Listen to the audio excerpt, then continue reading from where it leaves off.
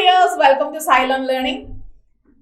മക്കളെ എന്താ നിങ്ങൾ കാണുന്നത് മേ എന്നാണല്ലേ ഇവിടെ എഴുതിയിരിക്കുന്നത്. അപ്പോൾ ഇത് രണ്ടും നമ്മൾ എങ്ങനെ വായിക്കും? മേ മേ എന്താണ് മേ മേ. അപ്പോൾ ഇത് രണ്ടും നിങ്ങൾ ഒരുപോലെയാണ് എന്നാണോ ധരിച്ചു വെച്ചിരിക്കുന്നത്? ഒരുപാട് ആൻസർ ഷീറ്റ് നോക്കുന്ന സമയത്ത് പല സ്ഥലങ്ങളിലും എന്താണ് ഇതിന്റെ മീനിങ് എന്ന് മനസ്സിലാക്കാതെയാണ് പലരും പഠിച്ചു വെച്ചിട്ടുള്ളത്. എന്താണ് മേ? മേ എന്ന് പറഞ്ഞാൽ ഞാനാണ്. ശരിക്കും നിങ്ങൾ ഇവിടെ നമുക്ക് കാണാം രണ്ട് എന്റെ ചിഹ്നം ഉണ്ട് അല്ലെ? ശരിക്കും അത് ഐ എന്നാണ്. മൈ എന്ന് നമ്മൾ ഒരിക്കലും വായിക്കില്ല. അവിടെ ഒരു എ ഉള്ളൂ, ഒരു എന്റെ ചിഹ്നം മാത്രം നമ്മൾ അവിടെ നോക്കിയാൽ മതി. ഒന്ന് സൈലന്റ് ആണ്, അപ്പൊ അത് മേ എന്ന് തന്നെയാണ്. അപ്പൊ ഇവിടെ മീനിങ് എന്താ? ഈ രണ്ട് വരയും കുത്തും കണ്ടില്ലേ മക്കളെ? ഇവിടെ വരുന്നത് ഐ, ഞാൻ എന്നാണ് ഇയാളുടെ അർത്ഥം. എന്താണ്?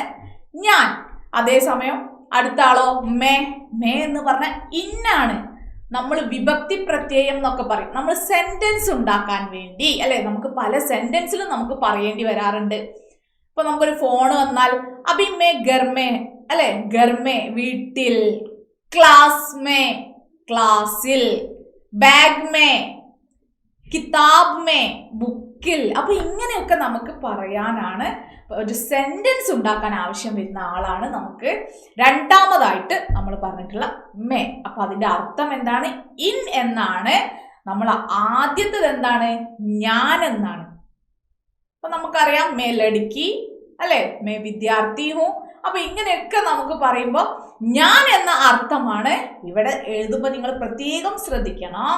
ഒരു വരയുടെ വ്യത്യാസമേ ഉള്ളൂ, പക്ഷേ അർത്ഥത്തിൽ വലിയ വ്യത്യാസമാണ്. അപ്പൊ ഈ വീഡിയോ നിങ്ങൾക്ക് എല്ലാവർക്കും ഇഷ്ടപ്പെട്ടിട്ടുണ്ടാകും അല്ലെ? നിങ്ങളുടെ വലിയൊരു തെറ്റാണ് ഇപ്പൊ നമ്മളിവിടെ തിരുത്തിയിട്ടുള്ളത്. അപ്പൊ ഇനി ഇവിടുന്ന് അങ്ങോട്ട് എപ്പോഴും നിങ്ങൾ സെന്റൻസ് എഴുതുമ്പോൾ സൂക്ഷിച്ച് അർത്ഥം മനസ്സിലാക്കിക്കൊണ്ട് എഴുതി പോവുക. നിങ്ങളുടെ ഫ്രണ്ട്സിനൊക്കെ വീഡിയോ ഷെയർ ചെയ്യുക. സബ്സ്ക്രൈബ് ചെയ്യാത്തവർ എത്രയും പെട്ടെന്ന് സബ്സ്ക്രൈബ് ചെയ്യുക.